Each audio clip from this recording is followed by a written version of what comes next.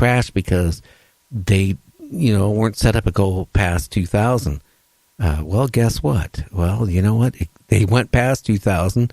They didn't crash. Wall Street didn't crash, and all the banking systems didn't crash, and life went on just like normal. So I don't know. My last guest, Walt, basically said, well, he's not going to worry about it because, it's just like if you go out of your house, you get hit with lightning, you're gone. I mean, why worry about it? But that's what I like talking about this show. I mean, you get all these people, different points of view, and, so much more information you can't find. We've had some major people on our show, like Stephen Bassett, talking about how the government is, not telling us everything and trying to get disclosure of the government. And supposedly, it's supposed to be, according to Stephen, happening very, very shortly in the next year or so, that the government is actually going to admit that there is UFOs. We'll wait and see. I've been waiting for that for a long time, but a lot of things have happened. Like the video was placed on the internet and with a news service about the two Navy pilots that encountered a UFO, and they tried chasing after it with their afterburners, and they didn't get anywhere. I think just walked away from them like nothing. Then you had the Secretary of the Air Force a couple months afterwards, mentioning to the cadets that, the next war won't be a ground war. It won't be on our planet. It'll be in outer space. So you can take that two ways. Is it like, hey, we're going to be in war with another country in space? Or is there aliens out there that maybe aren't friendly? Let's see if his computer works this time. Give that a try. I hope you're there this time. You there? Hello, Gary. I'm on again, but I still can't hear you. I've got a buzz in the background. It looks like we're not connected. Okay, I'm trying to figure out what is going on. Oh, I can hear you now, buddy. You can hear me now. Okay, that is. Yeah. You know what? We're talking subjects that the government doesn't want us to talk about. Oh, I think the trolls are out there monitoring us all the time, Gary. Wow. And it was kind of a strange coincidence that I'm talking about UFOs flying all around the North Cascades. and then all of a sudden, there you are. History. I find that really, really intriguing that happened.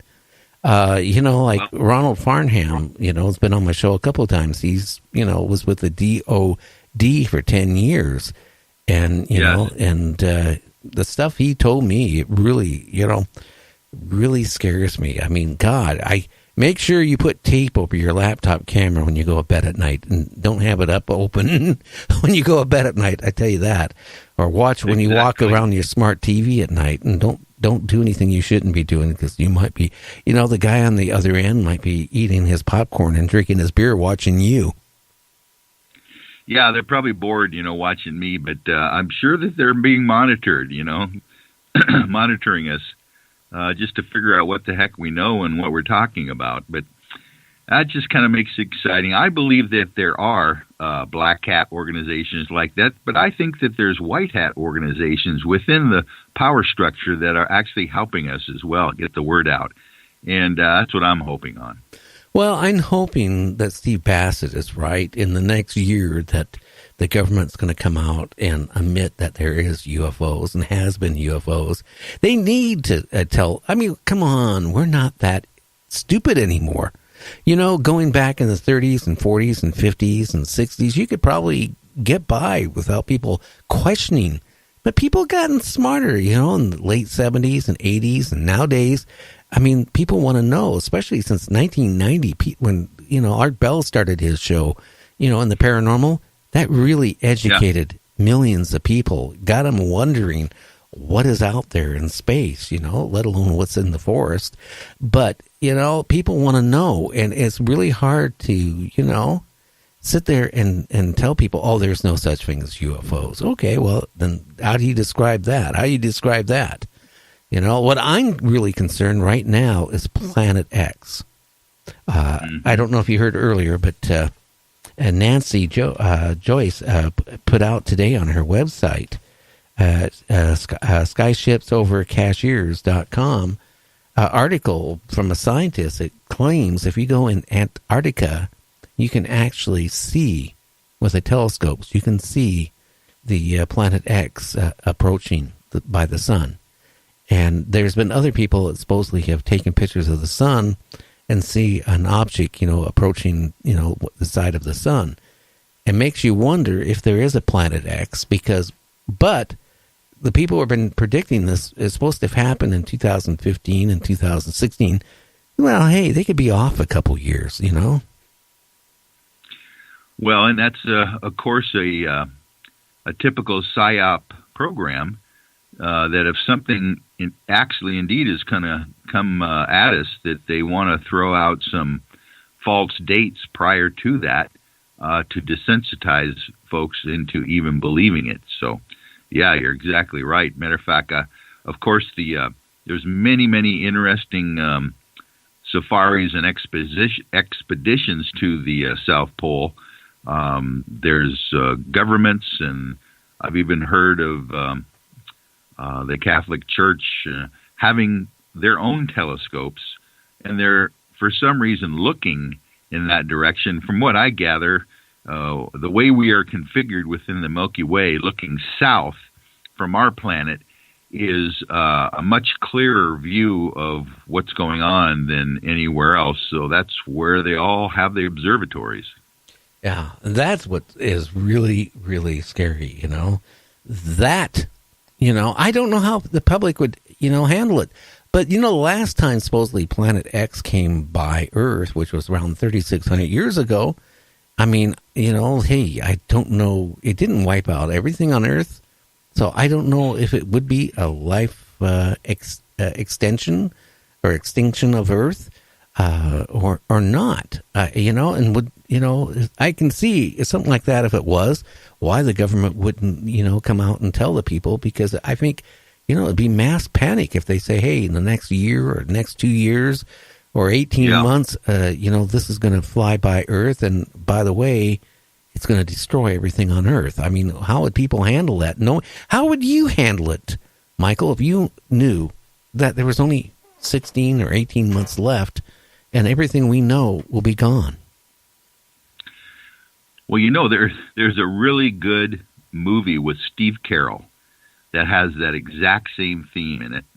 And it's, I forget what it's called, The Last Man on Earth or something like that, where he actually meets a woman, and everyone on the planet knows that the world is going to end in a week or something like that. And it just gives you a real interesting perspective in that film of, well, what would you do if you had just 1 week left?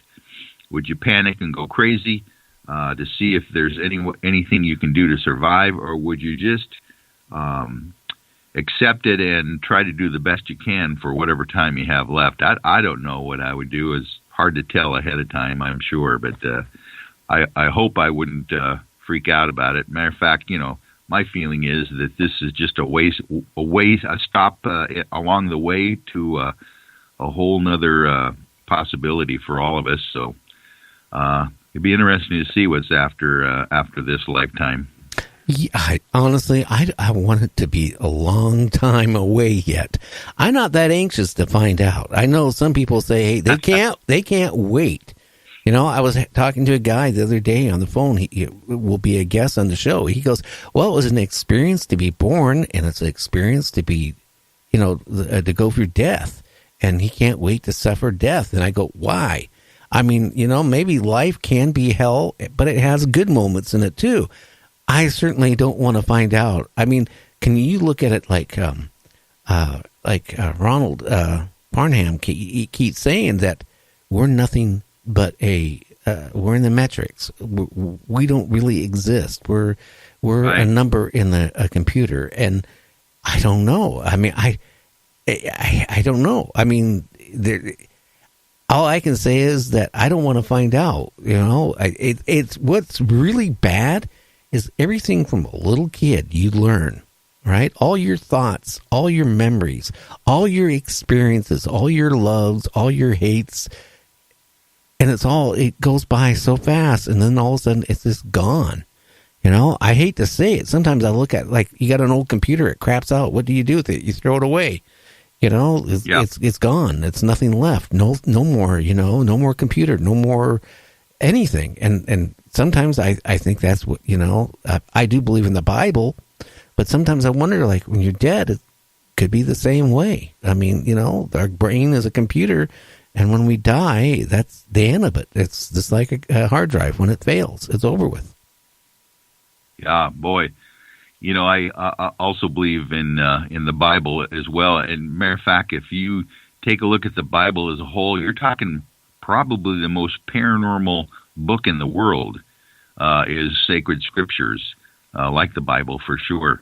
Lots of stories in there that just don't seem to make sense to our human existence, but are fascinating stories that probably explain a lot of details that we are overlooking, including, UFOs and,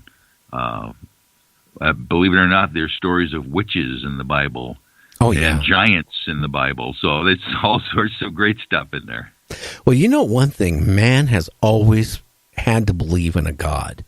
I mean, as soon as man was smart enough to communicate with another person, right? There was the fire god, there was the moon god, there was the star god, there was the god of the ocean, the god of, whatever. There was a god for everything. Man has needed that to continue on, because if they didn't believe in the gods, right? Mm-hmm. Then later on to a single god, I mean, I think we wouldn't be in society the way we are right now. I don't even know if man would have gotten as far as we have, because man needs something to believe in, and if you take that belief away from him, he has nothing. Well, and if Sitchin is correct in the fact that we might have been even created on this planet for a purpose that served other extraterrestrials, for instance, mining gold or having tasks to do, like beast of burden, that they didn't want to do, I would imagine if they're creating or tweaking hominids on this planet to help them, that they're going to breed in that whole idea of us needing a god to worship. And my feeling is that the god that we've been focused on mostly in this world is just very small compared to the actual source, the source god that's out there pulling all the strings in the universe. That's much bigger than we could even imagine. Oh, yeah. I remember when I was a little kid, my mom sat me down one time. She goes, Gary, you got to stop thinking about God and asking questions about God. You'll go crazy because there's no answer. There's no proof, no nothing. I mean, you have to take it at face value, I mean, people have gone crazy thinking about, is there a God or isn't there a God? You just have to take it. But what I was getting, my point is that humans always had to believe in some type of God. So, I mean, maybe there is more than one God, and there's, going back to, before the Romans and going back even the Egyptians, there is multiple gods. And maybe the God that we associated with was not maybe a God, but life from another planet that came down and seeded Earth and watched over us.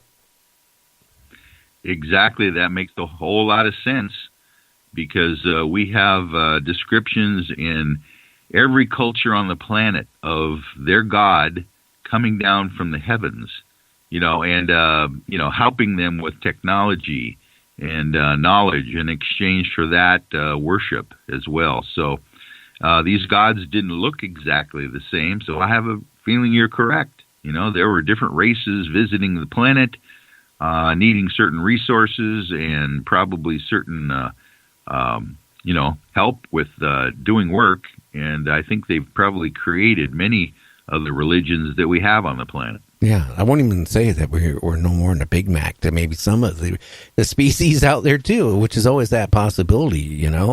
I got another, and I have another guest coming up in the next couple of weeks again that claimed he was abducted, and he went through a very, very bad case when he was taken aboard a spaceship. And I mean, he felt all the pain while they were prodding him and cutting him and, you know, and taking fluids out